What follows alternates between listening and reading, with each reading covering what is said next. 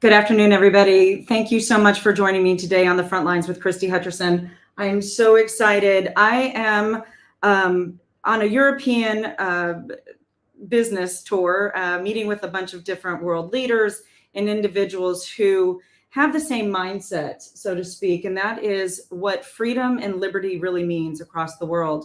I'm here today at the EU Parliament in Brussels, Belgium, and I'm so thrilled today to be joined by Ivan. And I'm going to let Ivan introduce himself. He's from the country of Croatia, and I've been to Croatia. It's a beautiful, beautiful place. Thank you. One of the things that I think that is so fascinating, I just got done talking to one of your colleagues, Christian, and I was informed that you and Christian, and amazingly you, started the charge of this movement to push back, so to speak, from the conservative values and really exposing what's going on and growing this, so to speak, coalition with other like-minded individuals with the conservative mindset of what freedom and liberty really means. Because I know in America and all over the globe, we've really seen a huge deterioration of our freedoms.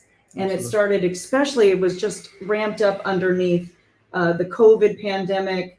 What we are having a really interesting conversation offline about how things really truly happen here at the EU Parliament, and they're not what they seem.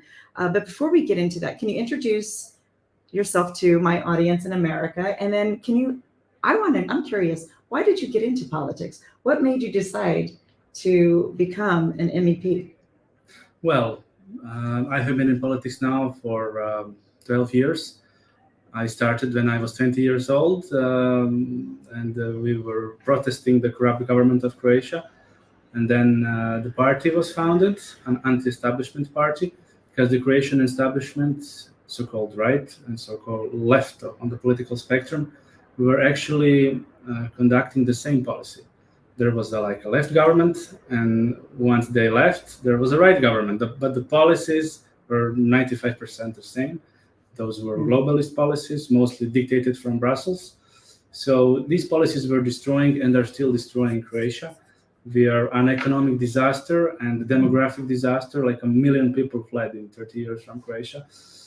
And this is why I started to fight on activist as an activist and as a politician. And step by step, for the National Parliament, now I'm in European Parliament. Well, that's really fascinating. We kind of share the same sentiment in America. Whether you're a Republican or a Democrat, you're seeing a lot of the same consistencies with the same policies.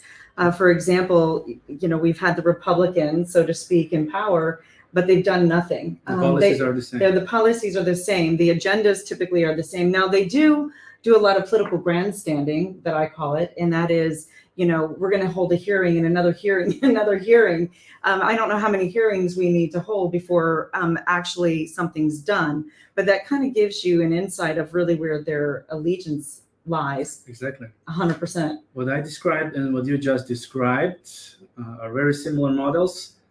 My impression of United States politics and policies is very similar.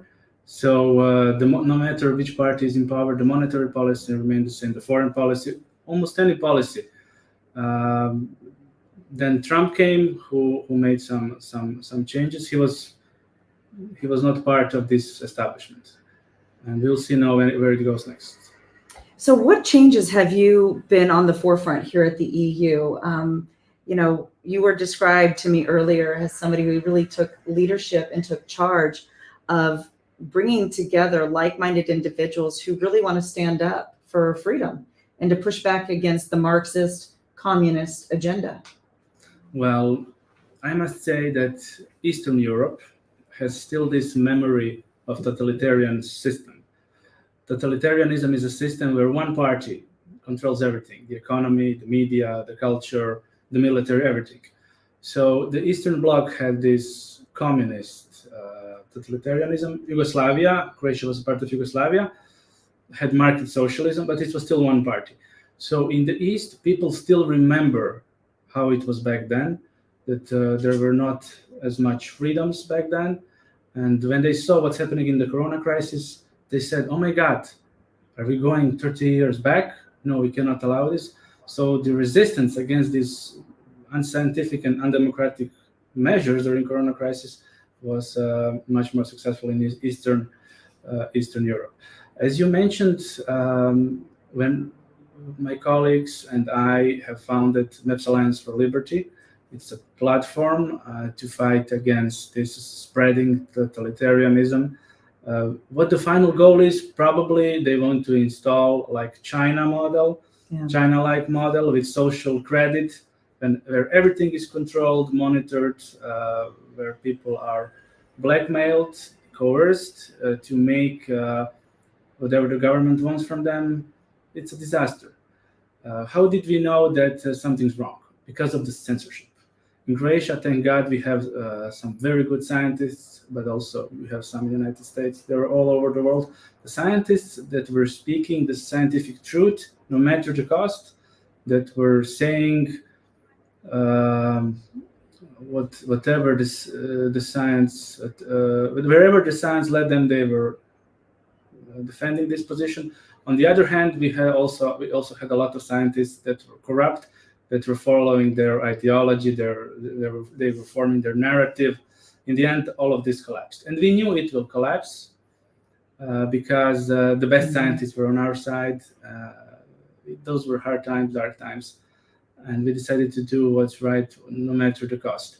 So back then in 2021, they tried to introduce a digital COVID certificate. This is like a COVID passport. First, it started in some European countries. Later, it came also to European Parliament. And we stood against all of this. And I'm very much proud of what we did. And later on, we got an impression that in order to finish this once and for all, because if the people who are responsible for this unscientific and undemocratic behavior are not sanctioned, if they are not held accountable, they will come back. So in order to finish the job, there is a need to establish a strong axis between Europe and the United States, but also the entire world, in order to defeat them. You know, it's interesting that you bring up COVID passports, because that's what they tried to implement. But that is a symptom of what they wanted to do next.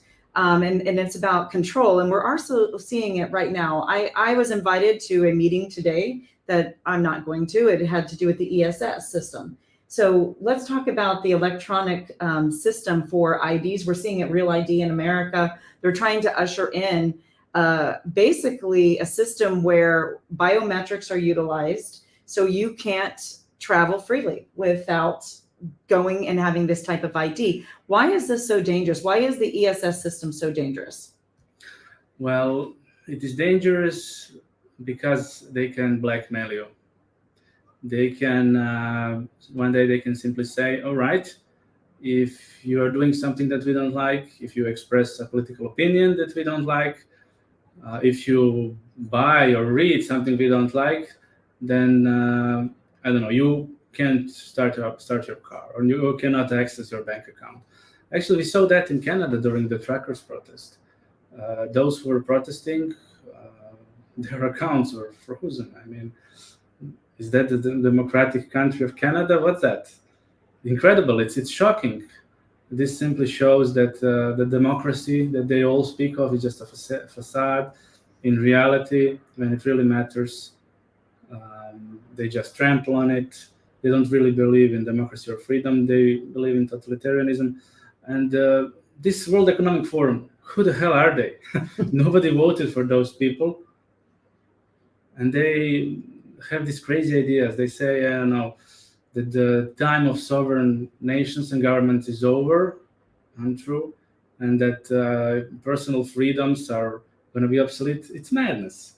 It's not going to work. This is, you know, why communism failed. There are many reasons, but from our perspective, from Croatia, it failed because it's economically not so efficient system, but also it is against human psychology. The people simply don't want to behave in a way that this system wanted them to behave. And this ultimately led to the collapse we saw. And the same situation is here. But now they're trying to get smarter, They're trying to manufacture consent. Okay, if something is bad for you, if we offer it to you, you'll say no. But we need to make a different situation so that people wait in line for this bad pill or whatever you want to sell them. In this case, it is this passport or biometric surveillance or anything. Yeah, the idea is total control. Why? Who even thinks about that? I mean, we don't need that. They need it. Benjamin Franklin, I believe, said it. Those who want to give up a little bit of safety for security deserve neither. And they lose both, yeah. And so that's exactly what is happening over the world. And with the ESS system, it's very, very dangerous. And you're right. We talk about the climate push. I call it the climate. I can't say it on here because they'll shut a shadow ban. But the climate situation that they've pushed for this false, I believe, a narrative, because the science really doesn't back. The real scientists who aren't being paid by the government agencies and have the grant money to go into and fall underneath this, they're the ones who are saying, yeah, this isn't timeout. This really isn't happening. Global warming and all of those things. Yeah, we have a climate that is shifting and changing that hasn't throughout time and history. History proves so. And so when you look at the leaders who are trying to control this, and you talked about the World Economic Forum, they are elected bodies. However, when you start looking at who makes up the World Economic Forum, these individuals are from not only companies, but they're also leaders in countries. Absolutely. And so they have created this perfect, I call it the global empire, and that's really going to be the shift, I believe, from the world stage, that will be the hub. Instead of the EU Parliament, instead of our House of Representatives and the Senate, everything will fall underneath the World Economic Forum, and everything will trickle out. What is your opinion on that? And then how do we push back? Well, the World Economic Forum even bragged that they have penetrated all the cabinets of all the governments, or most of the governments. This is a disaster. They are the true policymaker. We don't create policies here. We just vote on them. They come from some services of the Parliament, or actually they come from the Commission. But where does the Commission get them? They're all inspired by what's happening in WEF. When it comes to these climate policies, we come back to something I said a few minutes ago: censorship. Yes, there are scientists who say human activities cause global warming. But there are also scientists who says the opposite. But the other ones you censor. That's not science. In science, you have to have freedom of speech, and you have to have a debate, a never-ending debate. And what we see here is the opposite. We see censorship, propaganda, canceling. Whenever you see things like that, there's something wrong. So everybody would like to go a step further and implement new technology, but this electrical car technology and similar, it's not yet developed enough to transit to that technology. Well, even with, for example, the electric cars, I always find it kind of amusing because most people don't understand how electric cars are made and where the batteries come from. Absolutely. Well, you're stripping the earth, because you still need rare earth minerals. You need certain enormous amounts. On top of that, you still have to have coal as well. And you have to plug that vehicle in. Well, where does that electricity come from? Coal, nuclear, some renewables. So this narrative that this is cleaner, better energy, it's really not. It's kind of like an even playing field. It's just different. You're just plugging it into a light socket or a plug instead of going to the gas pump. You're still drawing energy. Yes, of course. I'm an electrical engineer, and things are very clear for me. The math doesn't add up in the end. as I said, if only we had such a good technology they speak of, if only we can make a perfect battery that is chargeable very fast and it doesn't it doesn't burn or it's easier to produce, but we don't have it yet. Once we have it, then we can go much more in that direction to a new technology, but not before it's ready. It's not, technology is not ready yet, but nonetheless they are forcing us to go that way, and it's clearly failing now, especially after the recent events regarding the sanctions in the Russia-Ukrainian war. Now we see all the vulnerability of energy policies in Europe. With the EV push, it's all, I call it, it's part of the bigger plan. It's on exactly what we go back to, control, what you said earlier. They can push a button and they can turn off your vehicle. They can shut down your bank account. They can stop you from being able to travel. Absolutely. And I think that that's what the ultimate goal is. So what are you doing here at the EU, knowing this information? How are you fighting with not only for your country, Croatia, but for the free Western world? Well, what we can do is we can make certain events where we bring scientists from all over the world. So they present their findings, and we do everything we can to spread the word. We are also organizing, connecting with politicians, activists, journalists, scientists, medical doctors, everybody from all around the world. What we actually need to do is make a social and political movement on a global level. Unfortunately, European Parliament is not a real parliament. In here, you cannot propose a bill. The proposals come from the Commission. So on this level, we don't have many legal means to change certain policies. But what is necessary? It is necessary for the member state of European Union to elect different governments. Croatia must elect a different government. France must elect a different government. A government that will conduct a different policy. So in the end, this is the political solution of this crisis. The United States needs to elect a new government that will follow their different policies. Unless it is solved on a political level, I believe it cannot be solved. It could be solved without a political level in a country that has high quality institutions that are not corrupt, that are not hijacked by the establishment. I believe in the United States, many institutions are unfortunately like that. In Croatia, they are totally hijacked by the corrupt establishment. So we need to have political victories. We need to have governments that will conduct different policies. For example, in the United States of America, they've infiltrated slowly into the educational system, and you're seeing that right now. They don't teach a lot of civics. They don't teach a lot of our constitutional values and our foundations. And again, with Marxist ideology, they want to erase history and statues, and that's so communistic, right? You come from a country who probably has had, communist influence, and so what should America understand that they need to do and what their role should be from this lens on this side of the world? Well, the common denominator for all these globalist policies is dehumanization. So they want to erase any kind of identity. They want total individualism, where an individual will have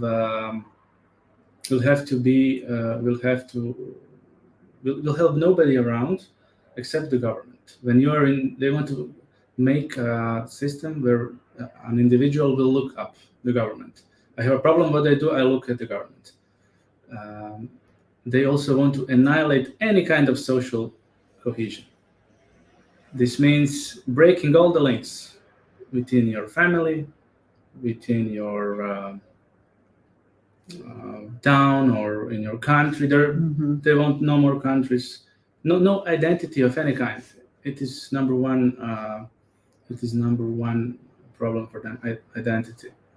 Once that is erased, you have this faceless mass of human beings that know nothing but the government and follow whatever the government tells them to do. At the same time, they're blackmailed, they're conditioned, and we saw that also during this crisis.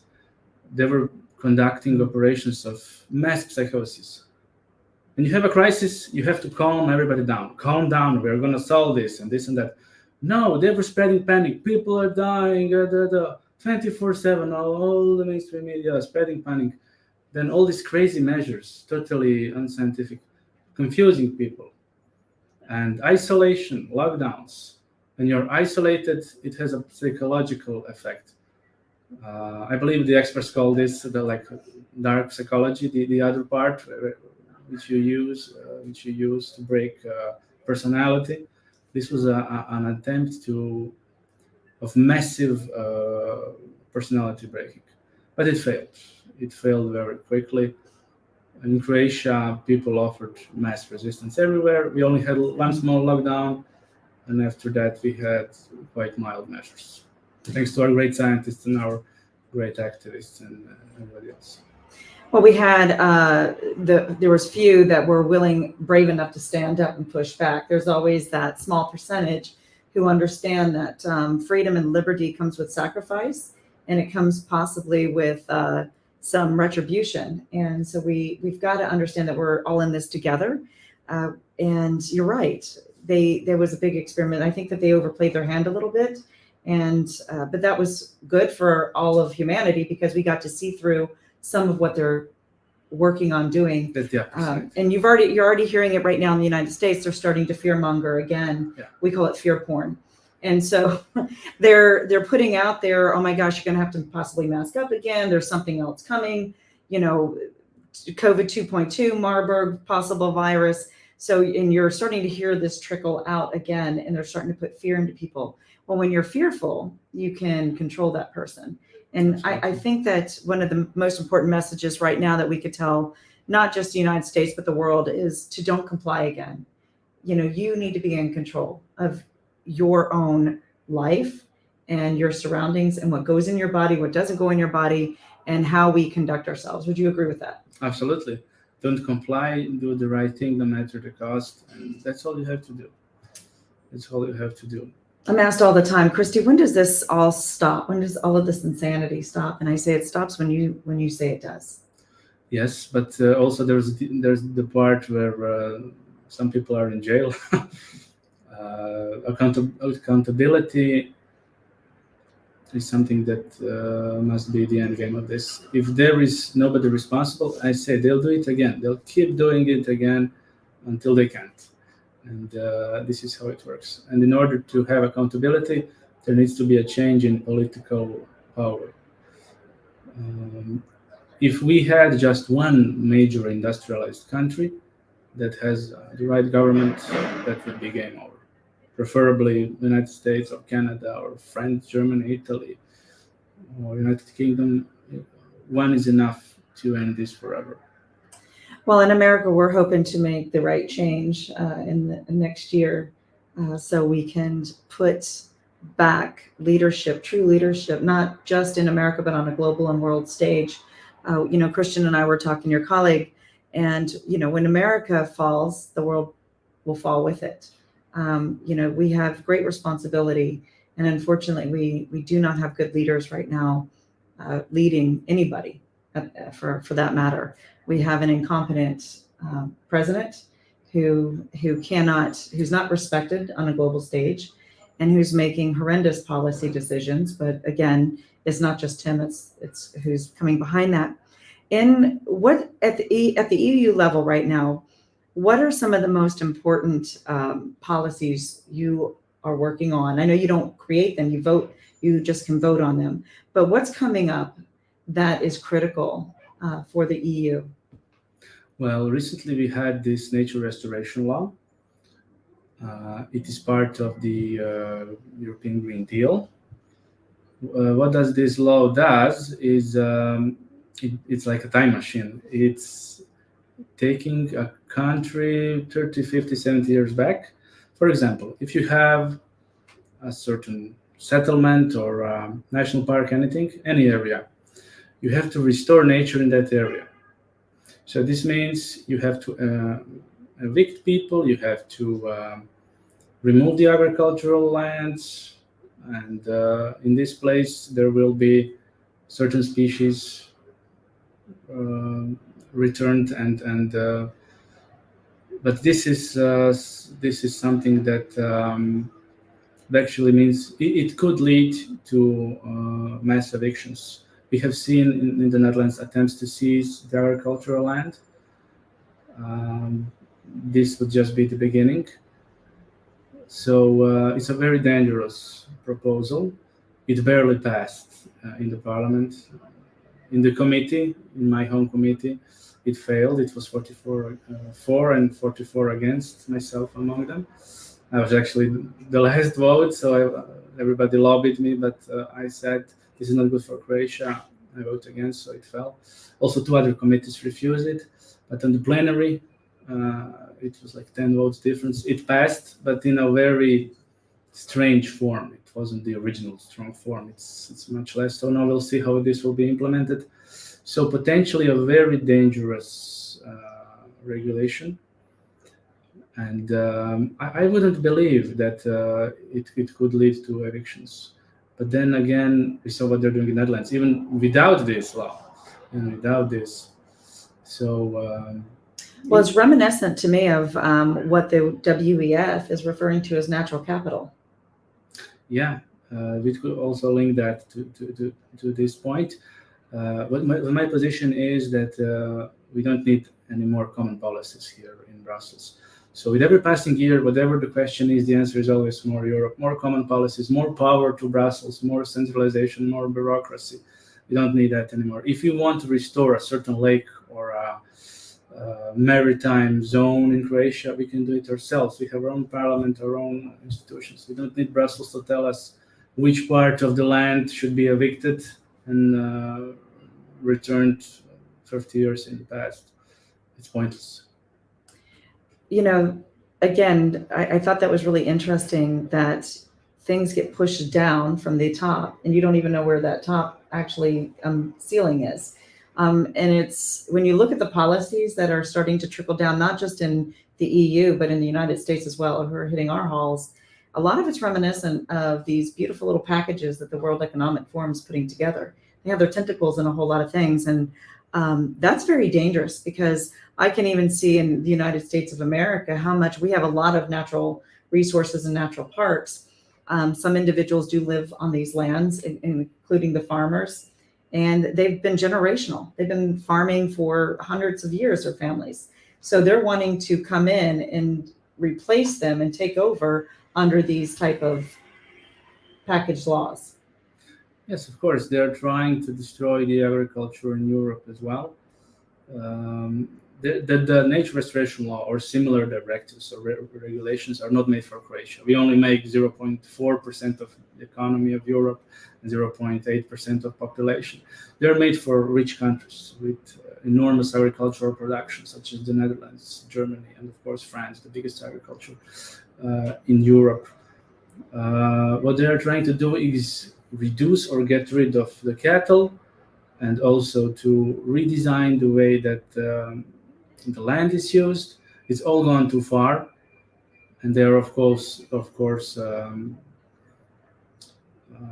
advocating this with the climate change policies. It's all intertwined with climate change. It is all intertwined. It is all intertwined.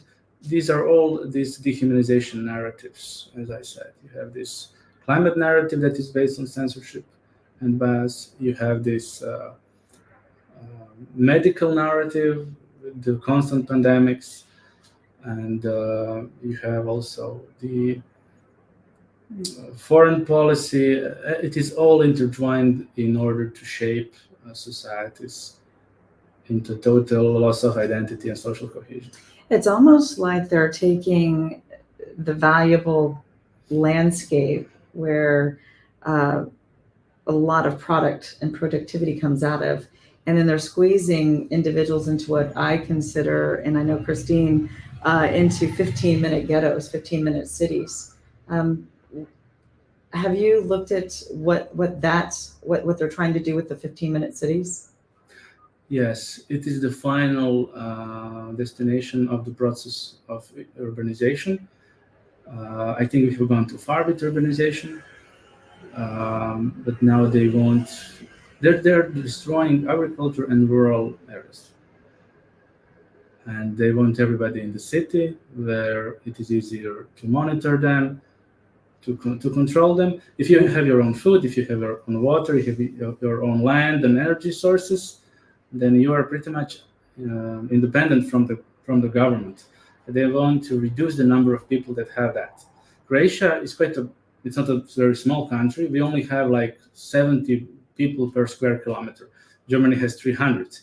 So in Croatia, we have a lot of empty land. Almost 1/3 of Croatia is completely empty.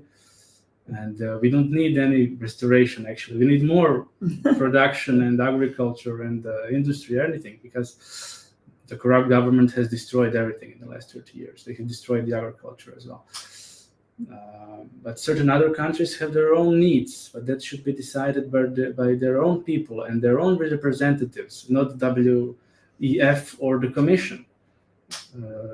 What they want is this one policy fits all, and it doesn't. And this is why the European Union doesn't have a bright future, because it is not a union of nations. It is a rulership of this bureaucracy that is hosted here. In the last 30 seconds we have, thank you so much first and foremost for joining me today. Is there anything else that we haven't touched on that you would like to convey to the American people?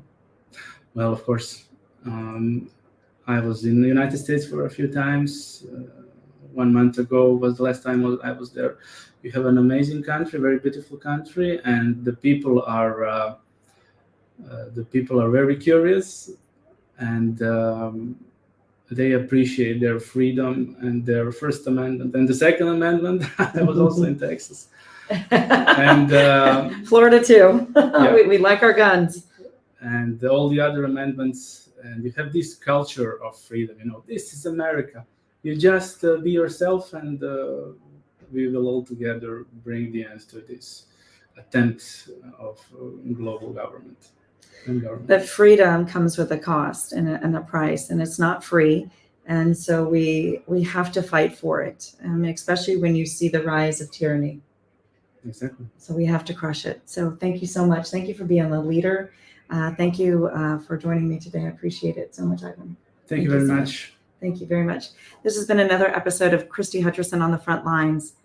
Please tune in every single Sunday, 1 p.m. Eastern Standard Time on Brighteon TV for On the Front Lines with Christy Hutcherson, and every Tuesday live at 4 p.m. Eastern Standard Time. Thank you so much, Brighteon TV, for being such an incredible voice of truth in a dark media world. It is the fastest growing truth-telling TV in America. And thank you so much for my sponsors, Sat Phone Store, Patriot Mobile, and Patriot Switch. Thank you so much. God bless you guys. And as always, God bless the United States of America.